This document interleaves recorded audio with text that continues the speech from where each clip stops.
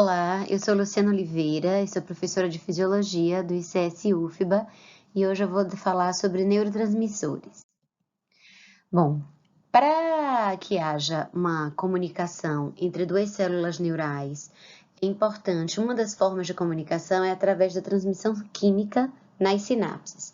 E para isso é importante que sejam cumpridos 4 passos.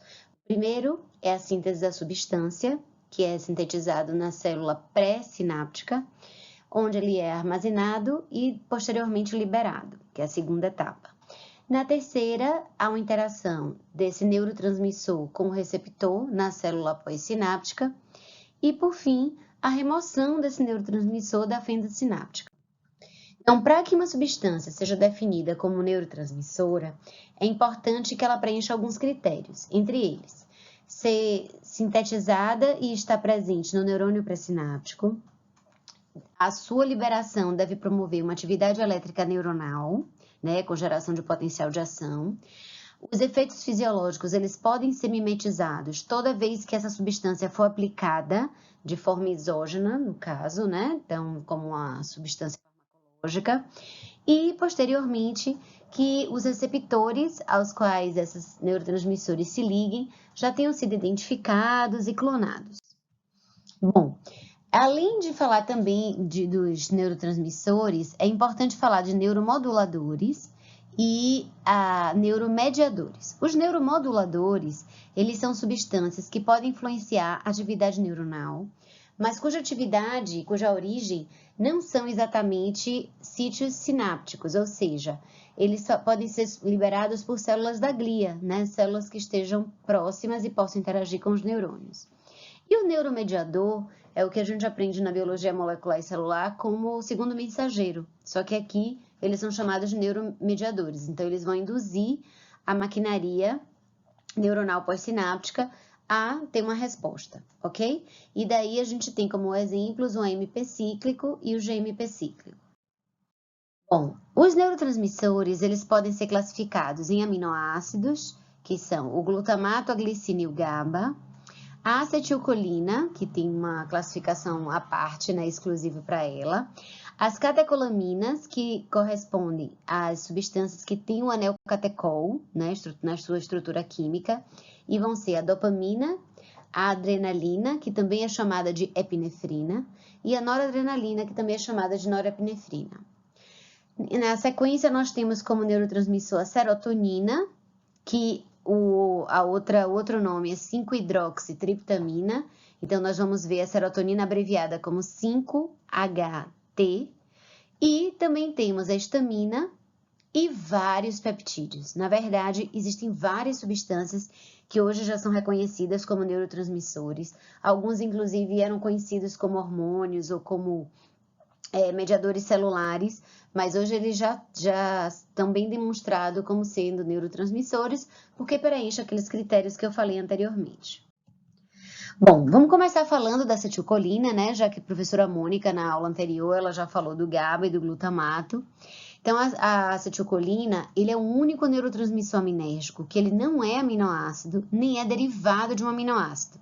Na verdade, ele é sintetizado a partir de colina e a acetilcoenzima A, e aí a enzima colina-acetiltransferase faz essa transferência do acetil para a colina, formando acetilcolina.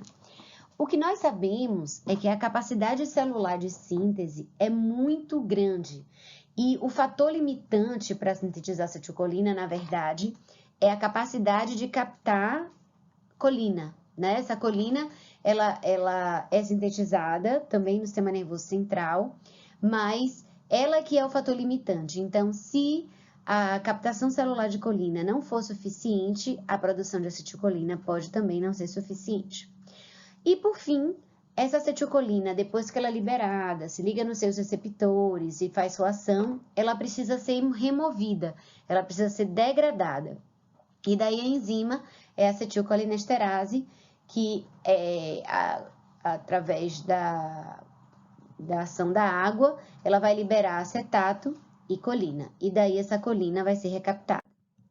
Então, a gente pode ver aqui nessa figura a acetilcoenzima A sendo gerada na mitocôndria, né, a partir da atividade metabólica a partir da glicose, a colina que foi recaptada, né, que foi captada pela célula, e aí elas são ligadas e é formada então a acetilcolina, né, com a transferência da acetil para a colina. Isso é liberado depois de ser armazenado em vesículas de secreção, né, vesículas secretórias. Essa acetilcolina, que são essas bolinhas azuis, vão se ligar nos seus receptores na célula pós-sináptica, e o que sobra, ou o que já cumpriu sua função fisiológica, vai ser então degradado pela acetilcolinesterase, e aí é então quebrado em acetato e colina, e essa colina então reutilizada, tá? A gente tem no neurônio pré-sináptico um transportador, que é um transportador sódio-colina, né? Então faz um simporte do sódio junto com o sódio para que a colina possa entrar. Bom, dentro dos exemplos de doença, o que a gente pode falar é de miastenia graves. Então, a miastenia graves é uma doença autoimune, e para quem nunca ouviu falar de doença autoimune, são doenças em que o sistema imunológico ele ataca o próprio corpo, né? Então, em vez dos anticorpos serem gerados apenas contra corpos estranhos e substâncias e seres elementos invasores, né? Incluindo aí vírus, bactérias, ele começa a atacar proteínas próprias do nosso próprio corpo. E no caso da miastenia, eu posso ter um anticorpo contra os receptores e dessa forma comprometer a ação a função colinérgica, né? Que é a função dessa comunicação. A acetilcolina ela usa dois tipos de receptores, né? Os nicotínicos e os muscarínicos. Nicotínicos por conta da substância nicotina mesmo, que se liga num receptor dessa classe, e os muscarínicos por conta da substância muscarina. Bom, o sistema colinérgico, ele é um sistema que ele é difuso, então ele vai inervar a maior parte das regiões cerebrais e ele vai participar de várias funções, né? Desde funções cognitivas, como também ele está relacionado ao desenvolvimento do córtex sensorial. E o que a gente já sabe hoje é que o uso de agonistas nicotínicos, e para quem nunca ouviu falar da palavra agonista, agonista quer dizer substâncias que se ligam no mesmo receptor e promovem a mesma ação que aquela substância. Então, um agonista nicotínico é uma substância farmacológica que consegue ligar no receptor nicotínico e atuar como se fosse acetilcolina. Ok? Então, hoje o que a gente sabe é que o uso dos agonistas nicotínicos, eles melhoram a atenção, melhoram o aprendizado, melhoram a memória, mas infelizmente esse resultado é melhor em pessoas que têm deficiência de acetilcolina. Então, não vai funcionar se a gente quiser melhorar a nossa própria memória e o aprendizado, usar esse tipo de medicação, né? Só para pessoas que têm alguma doença. Bom, falando dos receptores nicotínicos, é importante chamar a atenção que eles são sempre excitatórios. E aí eu vou abrir um parênteses para lembrar o que Mônica já deve ter abordado com vocês, que quem determina a ação, o efeito de uma substância química, né, de um neurotransmissor, é o receptor. Então, é o receptor que gera uma resposta excitatória ou inibitória. No caso dos receptores nicotínicos, essas respostas são sempre excitatórias. E ele tem uma característica por ser um receptor ionotrópico, ou seja, ele pertence a uma família de canal iônico, que é ligante dependente, ou seja, são 5 subunidades que formam uma estrutura tridimensional e que quando a acetilcolina se liga, ela abre esse canal iônico e permite a entrada do sódio para fazer a despolarização celular. Essas subunidades, então, são de 5 tipos, sendo que existem 9 subtipos de subunidade alfa, 4 subtipos de subunidade beta, um tipo de gama, um tipo de delta e um tipo de epsilon. E os receptores nicotínicos, eles estão distribuídos em várias partes do nosso corpo. Então, desde a junção neuromuscular, ou seja, na placa motora, que vocês devem ter visto já em histologia, mas a gente vai falar novamente, e nós discutimos sobre ela na aula de músculo, né? A placa motora é a junção do neurônio motor com o músculo esquelético. Então, desde essa junção neuromuscular até os gânglios autonômicos, né, que fazem parte do sistema nervoso autônomo, na medula da adrenal e no sistema nervoso central. Sendo que o que a gente já sabe hoje, que o mais comum no sistema nervoso central é a composição de 2 subunidades alfa, do tipo 4, e 3 subunidades do tipo beta 2, certo? E assim a gente forma, então, esse receptor nicotínico colinérgico mais comum do sistema nervoso central. Bom, e em relação aos receptores muscarínicos, existem receptores com ações excitatórias e inibitórias, tá? Então, dentro de todos os subtipos de receptores muscarínicos, os receptores chamados de M1, M3 e M5, eles são excitatórios, porque eles ativam a fosfolipase C.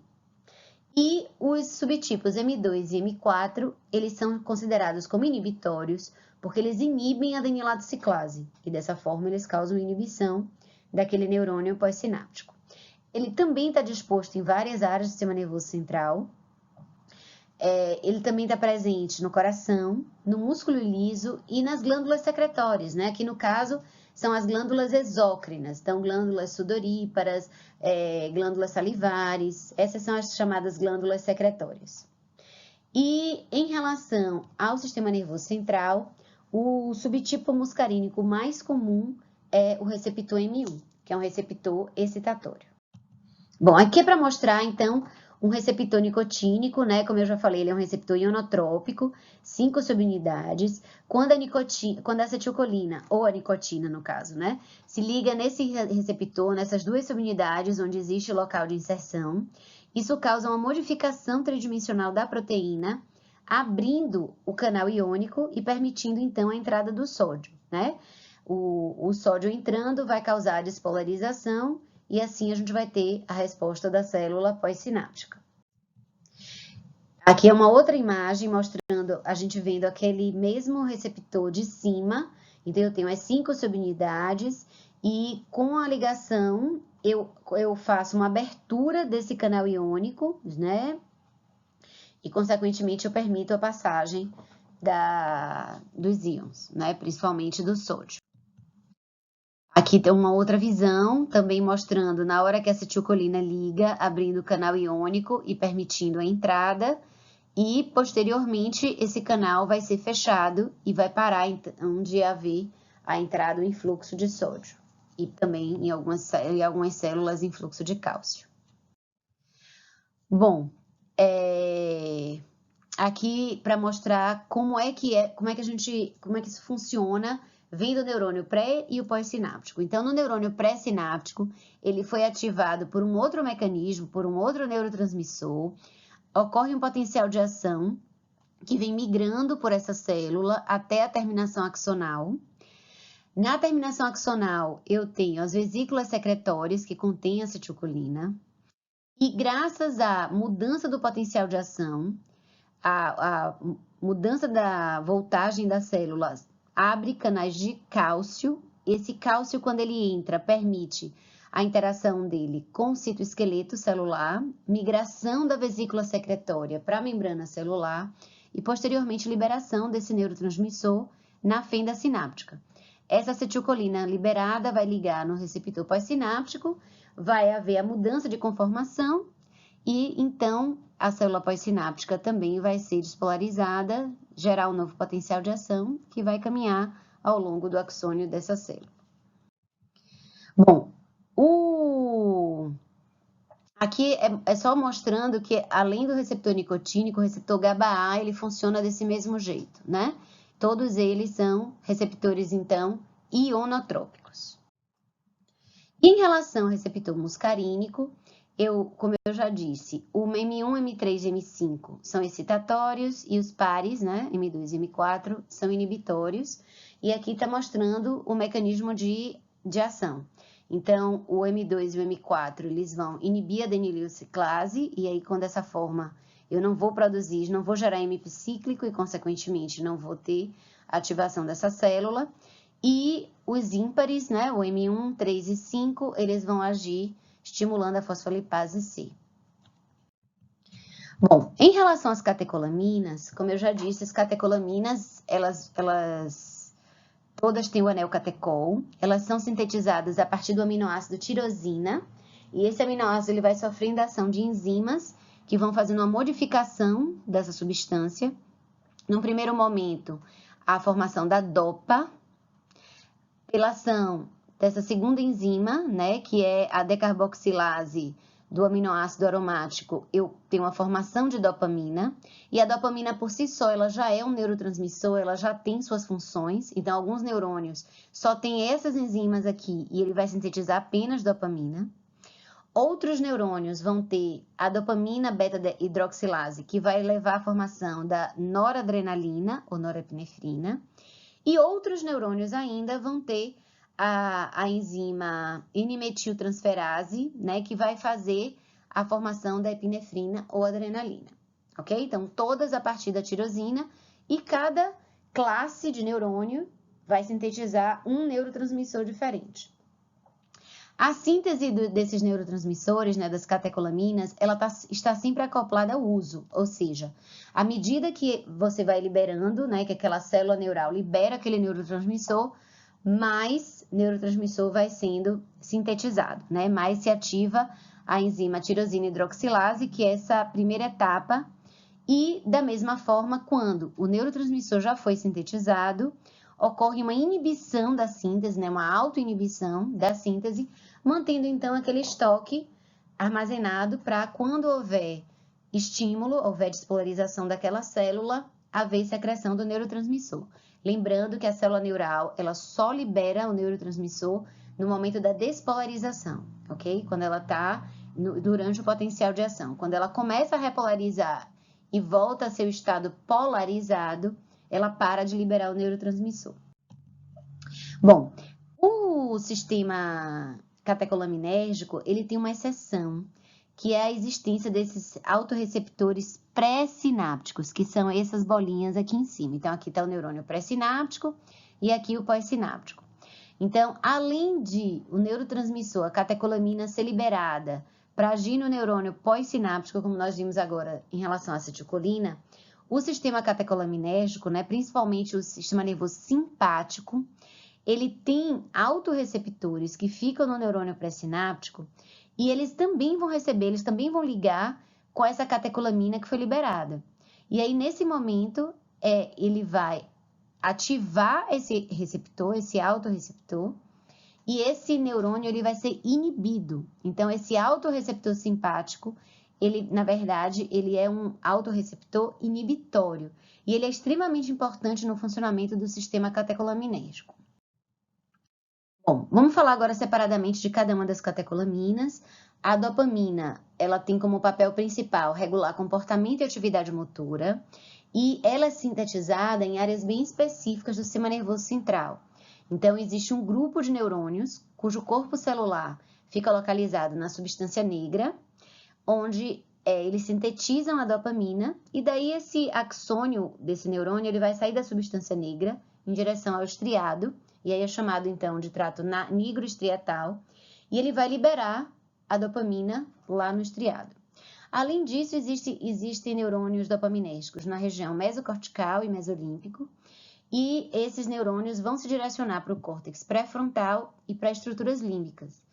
E um terceiro grupo de neurônios dopaminérgicos é visto no sistema tuberoinfundibular, e eles vão ser super importantes na regulação do sistema endócrino, né? Então, são neurônios que estão presentes no hipotálamo e vão interferir com o funcionamento da hipófise. Mas a gente vai falar sobre eles mais para frente na parte de neurônios que regulam o sistema endócrino, principalmente aqui no caso a prolactina, tá?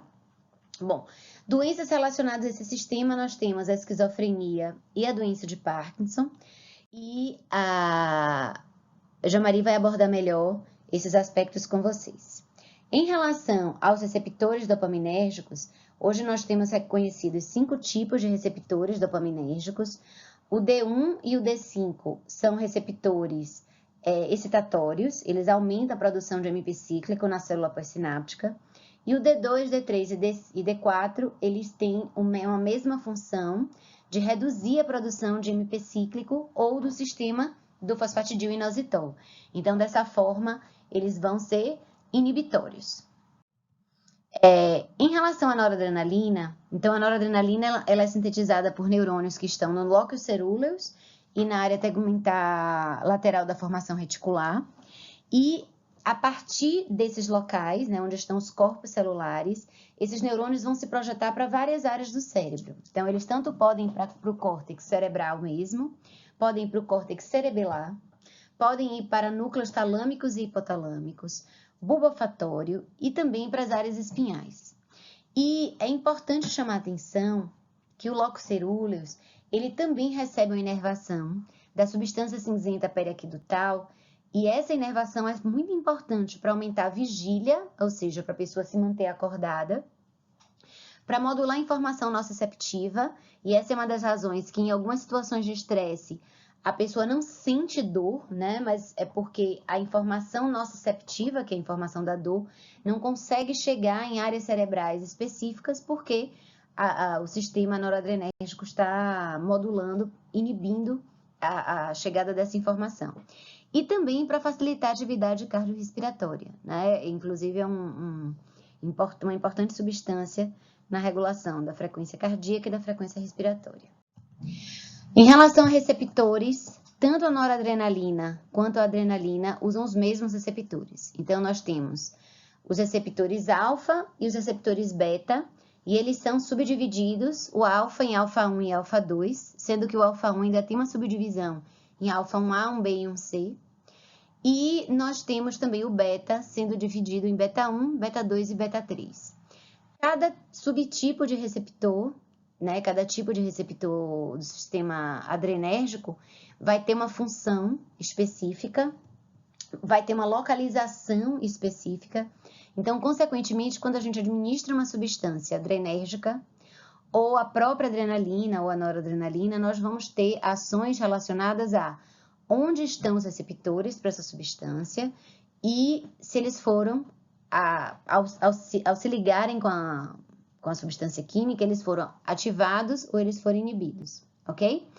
O autorreceptor inibitório é o alfa-2, que é aquele que eu mostrei na estante, que ele fica localizado no neurônio pré-sináptico para desligar o sistema. E os outros, os demais, são receptores excitatórios. Bom, em termos de localização, o receptor alfa-1, ele está presente em áreas do sistema nervoso central relacionadas à sensibilidade e à parte motora também, então regiões sensoriais e motoras. Ele também está presente no músculo liso vascular, no aparelho geniturinário e no aparelho intestinal. Enquanto o alfa-2, que é inibitório, ele vai estar presente nas terminações nervosas, nas plaquetas e nas ilhotas pancreáticas. E dentre os receptores beta, o beta-1 está no coração, beta-2, músculo liso brônquico vascular, gastrointestinal e geniturinário, e o beta-3, tecido adiposo. E não é raro, quando essa aula é presencial, que me perguntem, mas eu preciso decorar, eu preciso saber quais são os receptores e onde eles estão localizados? Sim. Por quê? Porque, primeiro, nós temos algumas doenças que vão acometer receptores específicos e para compreender a expressão clínica dessa doença, conhecer a fisiologia e a localização deles vai ser importante. E, fora isso, a farmacologia, ela vai abordar, ela consegue, já se conseguiu desenvolver substâncias que são específicas para subtipos de receptor, que são planejadas, inclusive, algumas vezes, para agir no sistema nervoso central ou para não ultrapassar a barreira hematoencefálica, para não ter a ação do sistema nervoso central. E assim a gente garantir só um efeito periférico. E, por exemplo, em relação aos receptores beta, é importante a gente chamar a atenção que, por exemplo, se eu usar um beta-bloqueador, então, para pessoas que têm pressão alta, né, hipertensão arterial, nós podemos usar um beta-bloqueador. Só que a droga mais comum usada, que é o propranolol, ele é o que a gente chama de um beta-bloqueador sujo, ele não é específico, né? Ele consegue bloquear todos os receptores beta. Mas, como eu tenho receptor beta no coração, regulando frequência cardíaca, e no vascular, isso vai ser ótimo, porque eu vou sim conseguir baixar a pressão.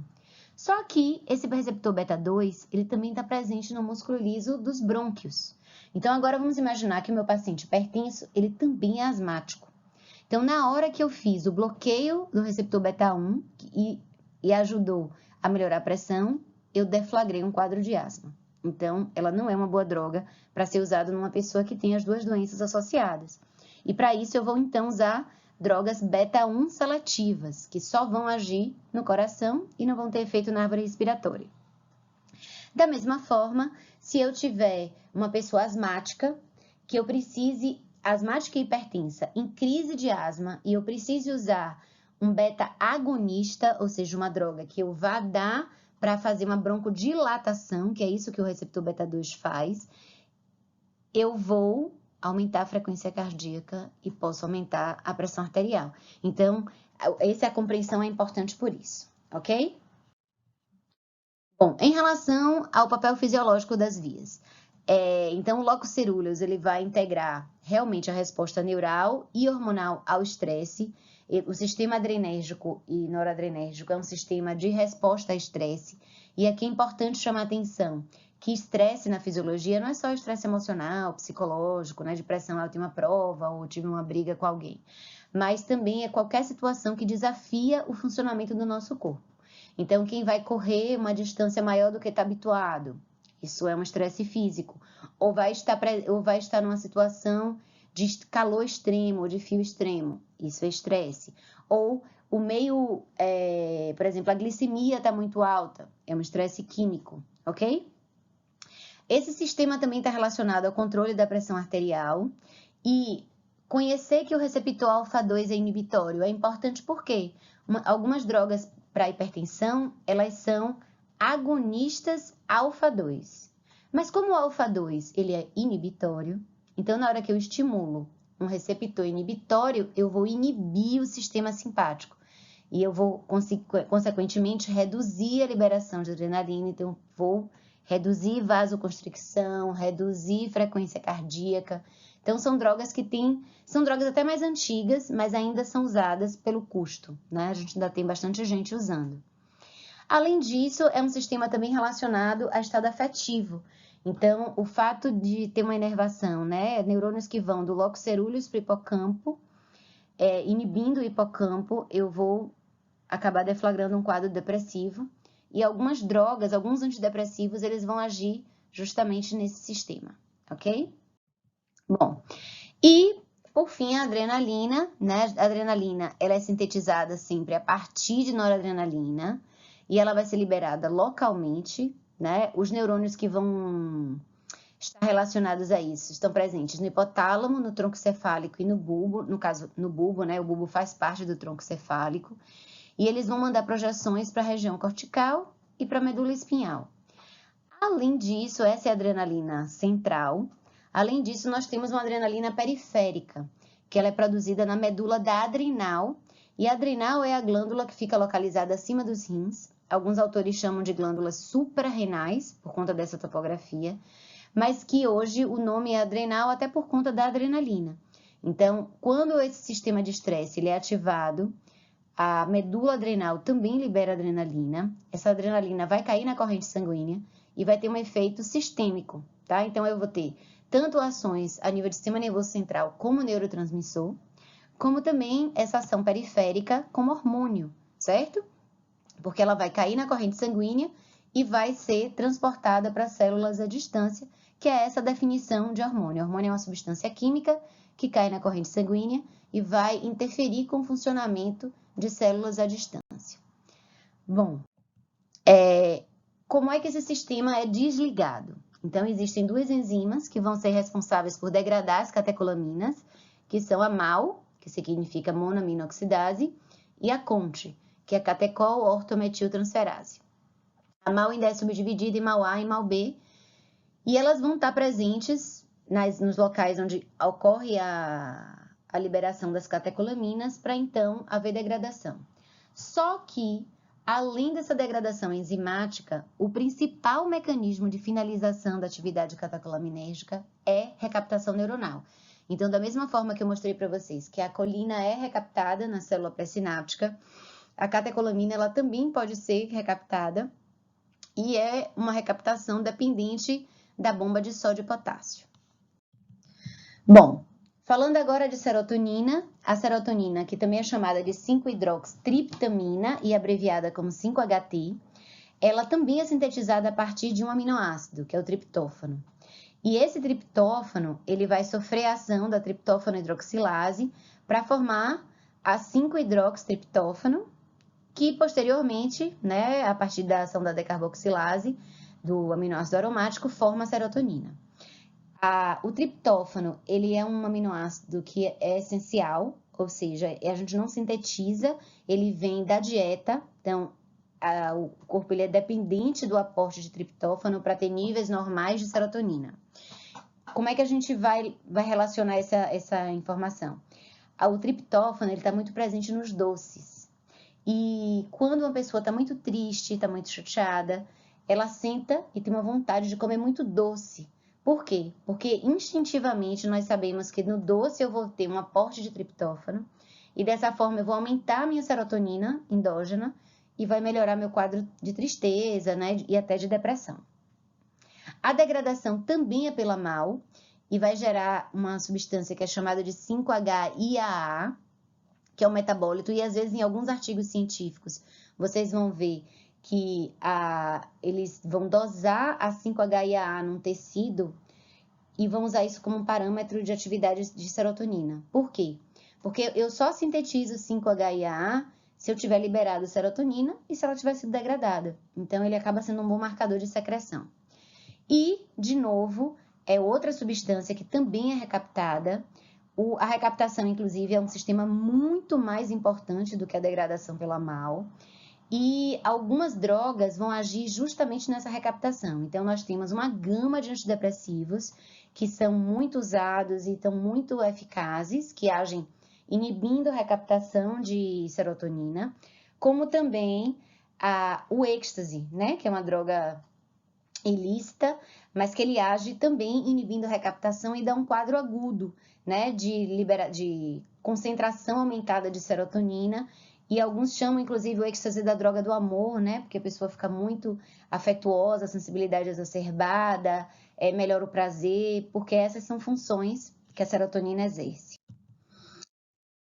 Bom, a serotonina, ela é produzida em neurônios serotoninérgicos que ficam no núcleo da RAF, né? São núcleos bem específicos no tronco encefálico, e é a partir daí que, então, são mandadas axônios, né, projeções axonais, para áreas diversas do nosso corpo. Existem vários tipos de receptores e alguns excitatórios, alguns inibitórios, vão participar de várias funções. Serotonina é daqueles neurotransmissores que realmente mexem com quase tudo. Então, ela está envolvida na regulação do apetite, ela está envolvida na regulação de temperatura, na ansiedade, no prazer, no controle do vômito, tá? Emese é o vômito, então antiemese é evitar o vômito. As drogas mais potentes que nós temos hoje para tratar vômito são drogas serotoninérgicas. Inibição de dor, né? Antinocicepção. E regulação do ciclo de sono e vigília, dentre várias outras funções. Além dessa serotonina que eu estou falando agora como um neurotransmissor, nós também temos serotonina liberada em outras áreas do nosso corpo.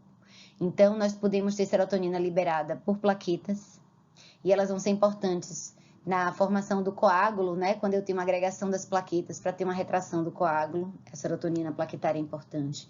Eu tenho serotonina produzida no intestino pelas células enterocromafins, que também vão ter um papel importante. E também no osso, eu também tenho células serotoninérgicas e vão estar relacionadas à proliferação, determinando se o osteoblasto e o osteoclasto vão ser formadas e assim interferindo na formação e na reabsorção óssea. Mas aqui nesses locais, ela não funciona como neurotransmissor, ok? Neurotransmissor são apenas quando a substância é liberada por uma célula neural, tá? Tem que ser uma célula neural liberando. Mas a mesma substância pode, além de ser neurotransmissora, ser um hormônio ou ser um mediador de função celular. Em termos de receptores para serotonina, se vocês forem ler em livros mais antigos ou em artigos mais antigos, a classificação dos receptores, eles eram classificados como receptores do tipo D e do tipo M. Só que isso causava muita confusão, porque o M é de muscarínico, o D é dopaminérgico. Então, hoje a gente usa o 5-HT, já que a serotonina também pode ser chamada de 5-HT, e aí nós temos vários tipos e subtipos de receptores. Vocês vão estudar novamente em farmaco as ações de cada receptor, mas só para a gente dar um exemplo, o 5-HT3 é o receptor que está relacionado ao vômito. A gente tem receptores que estão relacionados ao apetite e, inclusive, a fluoxetina, que é o inibidor de recaptação de serotonina mais famoso, assim, mais antigo, mais conhecido, que tem mais trabalho científico, ele foi desenvolvido como antidepressivo, né? Só que o que se viu é que as pessoas que usavam como antidepressivo perdiam peso. Então, hoje a gente usa para alguns pacientes, principalmente para pacientes que têm compulsão alimentar, e, no caso, compulsão por doce, certo? Bom, vamos falar um pouquinho da histamina. A histamina, ela também é um neurotransmissor. Ela é sintetizada localmente em neurônios que estão localizados no núcleo túbero-mamilar, né, que fica no hipotálamo. E esse neurônio estaminérgico, ele vai ter na sua estrutura, né, na sua própria célula, receptores para opioides, receptores para acetilcolina, no caso M1, e o alfa-2 adrenérgico. E quando essas substâncias se ligam nesses receptores do neurônio estaminérgico, isso inibe a liberação de histamina, tá? Então, esses são mecanismos de inibição de liberação de histamina. A histamina, ela também vai ser sintetizada a partir de um aminoácido, que é a histidina, e a histidina decarboxilase leva, então, à formação da histamina, que é liberada pela terminação axonal do neurônio estaminérgico. Só que nós também temos histamina periférica, tá? A histamina periférica é liberada pelos mastócitos e ela está relacionada às reações alérgicas, por exemplo. Por isso que a gente usa antihistamínico. Não existe uma organização topográfica clara dos neurônios tuberomamilares, então não existe pegou essa parte do hipotálamo, eu vou ter um comprometimento dessa região, infelizmente, os neurônios estaminérgicos, eles não têm essa organização topográfica. Por quê?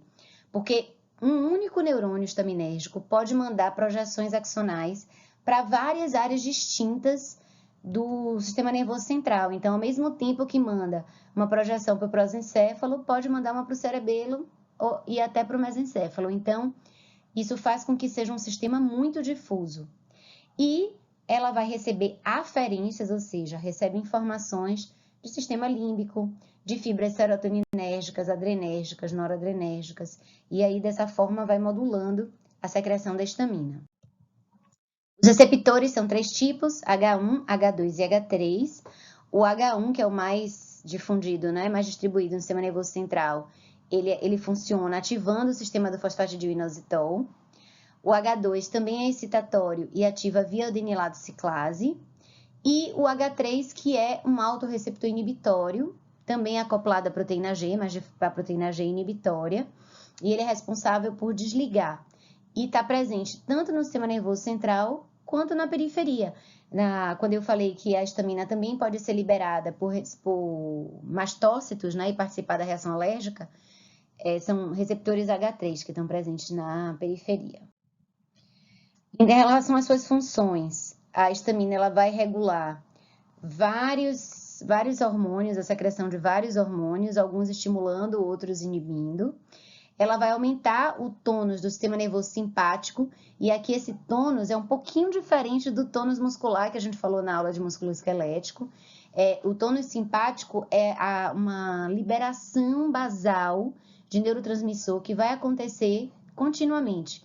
Então, existe sempre uma liberação sempre uma liberação de neurotransmissor pelo sistema nervoso simpático.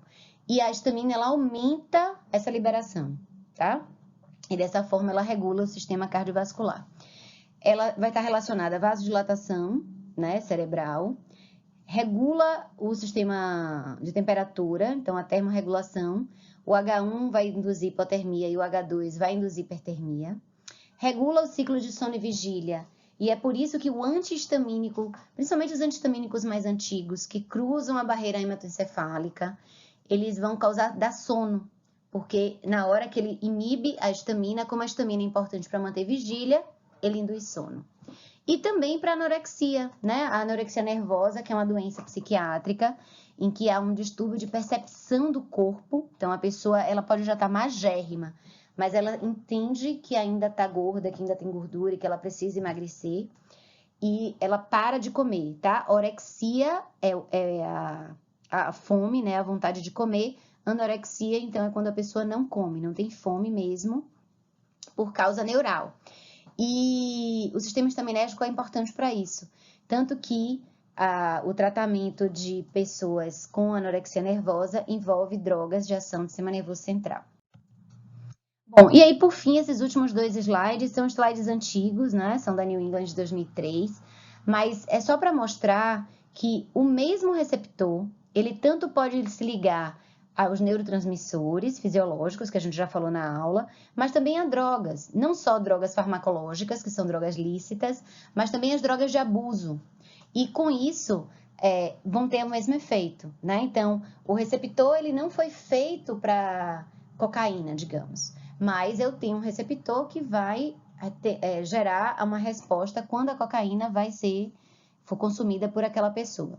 E aqui é só para lembrar, receptor ionotrópico, ele mesmo já é um canal iônico, e aí quando a substância se liga, abre o canal e permite a entrada de íons, que podem tanto ser excitatórios e levar à despolarização, como o cloreto, né, que no caso do GABA, ele vai causar uma hiperpolarização e vai inibir a célula pós-sináptica.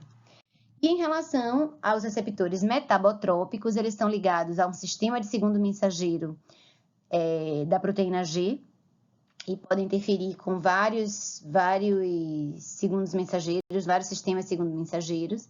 De novo, eu também tenho neurotransmissores fisiológicos, como também drogas de abuso, que vão agir nesse mesmo sistema, e o sistema de segundo mensageiro pode levar à abertura, então, do canal iônico, que vai permitir a despolarização dessa célula e a resposta fisiológica.